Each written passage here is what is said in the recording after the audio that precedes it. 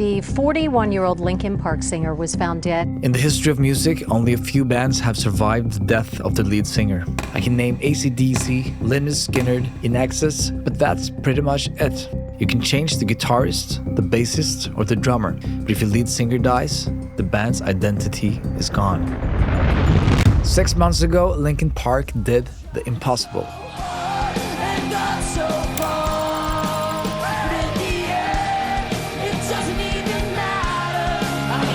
But to be honest, that's not what's interesting here.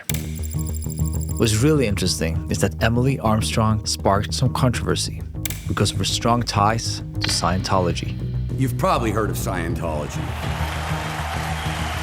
A religious cult that is known for its mental abuse tactics, countless criminal accusations, and even human trafficking. But what goes on behind the walls of this religion isn't always glamorous. Despite growing concerns from longtime Linkin Park fans, Emily has stayed completely silent. Why? Is Emily silent because she's on board with Scientology? Or is she being silenced by the leaders of this cult? When you have a critic before you, you destroy those people. And I think I've found something. Something that completely changed the way I look at the situation. There was a moment where I was just like panicking a little bit, just being like, oh my God, oh my God. To be honest, things get quite weird and really, really interesting. Let me tell you a story. The lead singer of rock band Linkin Park, Chester Bennington, has died at the age of 41. This was the day we lost one of the most powerful voices of our generation, Chester Bennington, the man who defined teenage angst like Kurt Cobain did for the 90s. Chester was an extremely talented musician, but he wasn't just a singer, he was a storyteller. This is like a bad neighborhood, you know what I mean? And I should not go walking alone.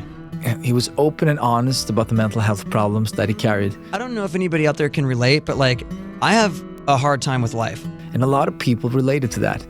Presenting his troubled childhood and substance abuse with technical excellence made him into the perfect role model for a generation of angsty teens. The one thing that can't be defeated is love. And after his death, Linkin Park couldn't continue as he was just too impossible to replace.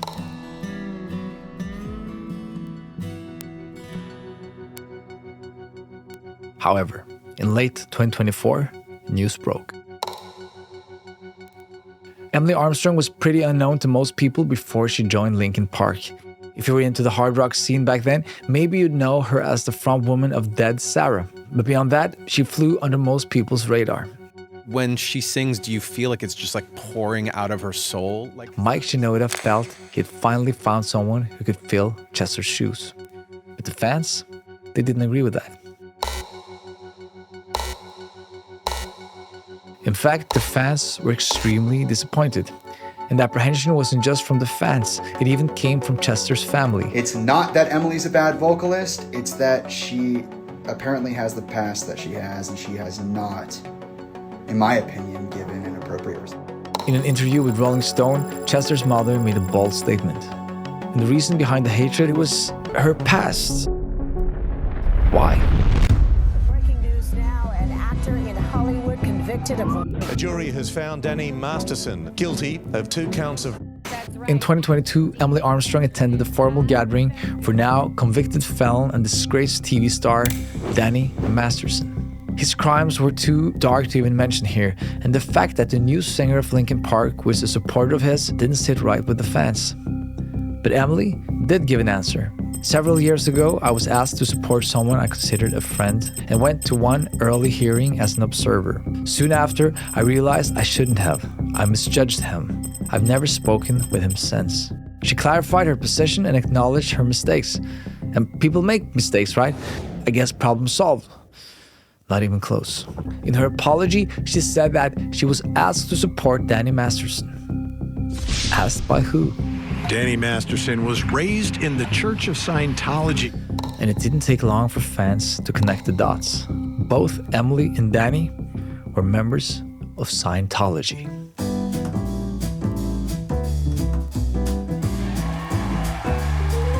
I can assure you, We are not what you expect. This glamorous image has built Scientology into a powerful, wealthy operation. I've had a great deal of help from Dianetics and Scientology.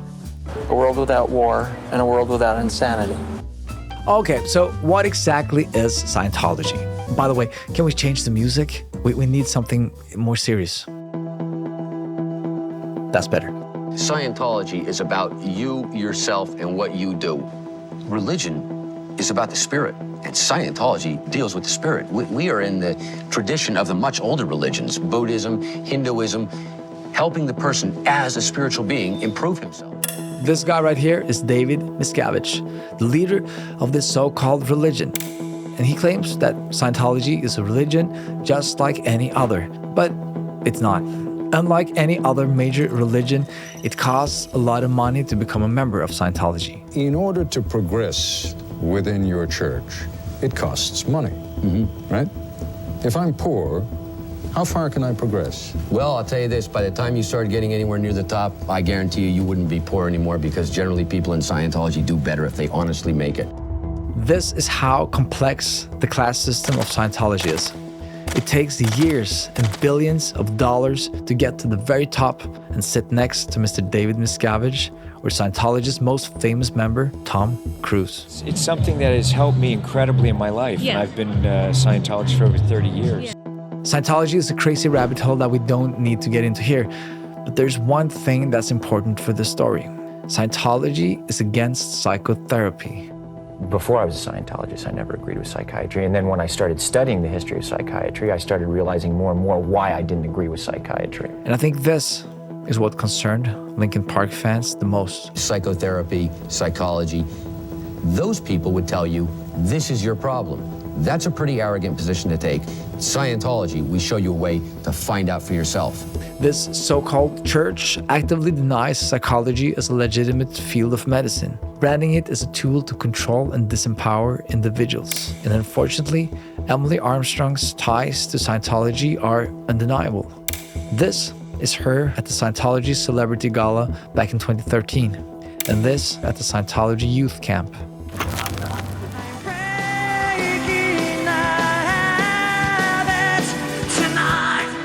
And then you have Linkin Park, the band whose music gave a generation of troubled kids a voice, whose entire legacy was built on destigmatizing mental health.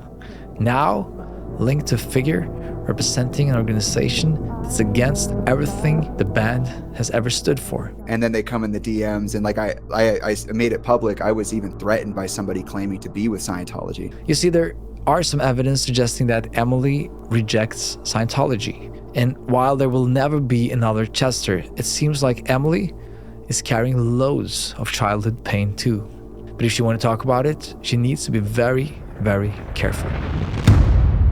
Please welcome Ms. Gail Armstrong.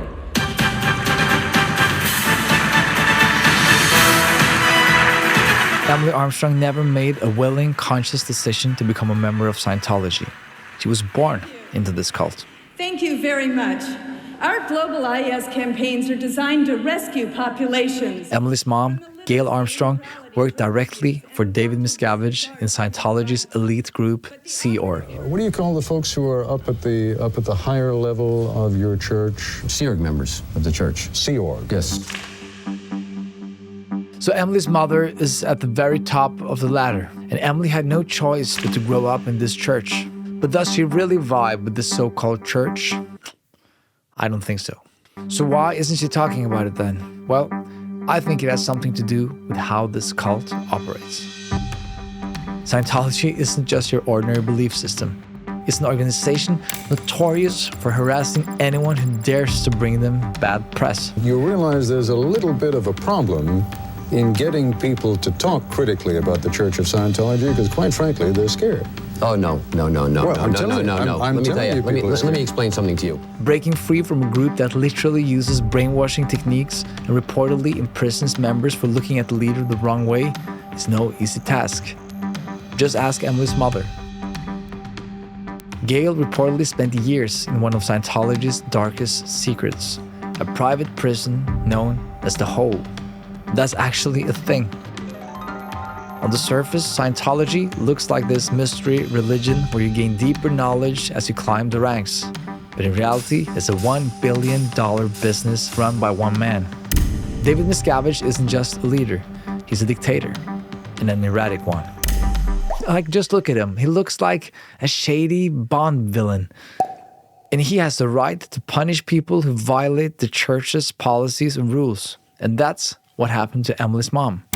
According to Mike Rinder, a former high-ranking Scientologist, Gail Armstrong was serving time in the hole with him. He said that Gail was confined due to internal disciplinary actions within the church, so she was sent to the hole. Whether Emily knew about all of this is unclear, but what's obvious is that breaking free from Scientology isn't just emotionally complicated, it can be downright dangerous. I don't know other churches that demand to destroy people's lives if they leave and speak out publicly against it. If you want proof of just how hard it is to break free from Scientology, look no further than Leah Remini. She was born into the church and spent decades inside it, but at 53, she made the bold decision to walk away, and she didn't go quietly. She produced a documentary that exposed what life inside the church is really like. And ever since, she's been harassed, followed, and threatened by the so-called members of this church. What are you filming?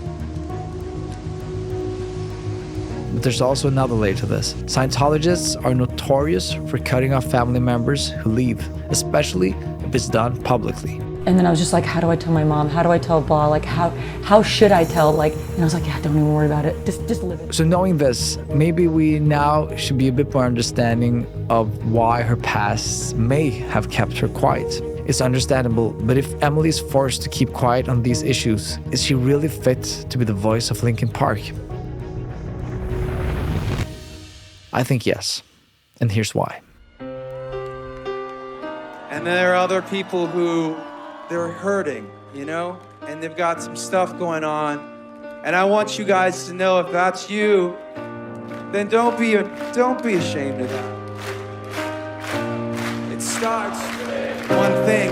I don't know why. When we think about Linkin Park, we're not just thinking about the music. We think about the raw emotion and the message. Time is a valuable thing. Watch it. And we have to remember that there wasn't just Chester. There was another man, Mike Shinoda. And he was also very vocal about his feelings, especially when Chester passed away. Mike Shinoda even released an entire collection of songs on this in the post-traumatic EP with themes of grief and emotional struggle.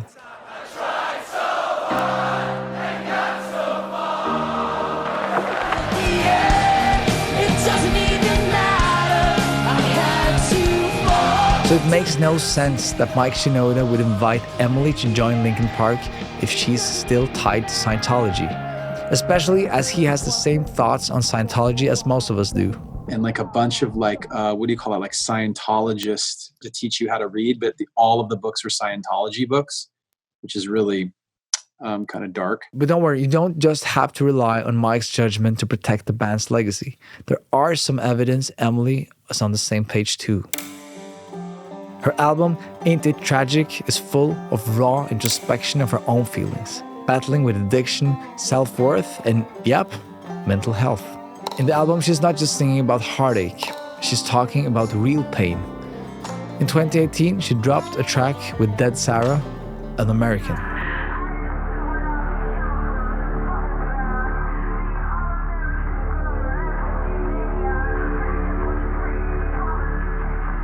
And these lyrics right here is basically an FU to Scientology. Let me explain. She mentions sweating off chemicals in a bubble bath.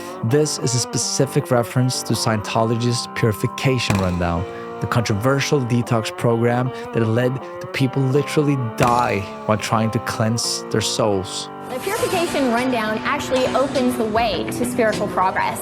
So by doing this program, you're able to, cleanse your body and be able to have spiritual gains. And then she throws in this line about practicing what you preach.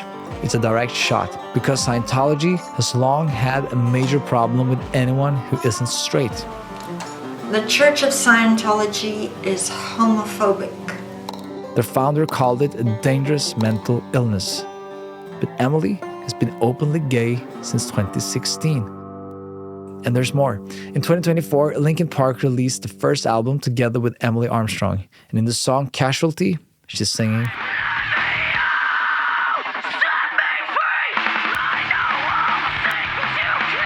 "If this is true, we've come full circle."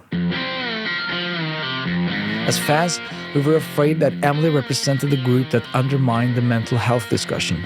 Now Emily is hinting she's ready to share her own painful experiences of her past, just as Chester did 20 years ago. Does Chester enter your mind in moments like this? Do you think about when you're trying to sing these songs and do what's right for the band? Like, how does he manifest in this? I would love to do him proud, you know? In my opinion, Linkin Park with Emily in the mix might just be about to do what they've always done. Start important conversations that can help make the world a little bit better. Because when it comes to fighting for mental health and fighting for the truth, they've never been afraid to go all the way. I really hope you enjoyed this story. Yeah, and by the way, help support this channel by checking out our sponsor, CyberGhost VPN. This application protects your data while you browse, and it gives you access to all blocked content on the internet for only 2.03 euros a month. You even get the money-back guarantee if you use the link in the description. Thank you, guys.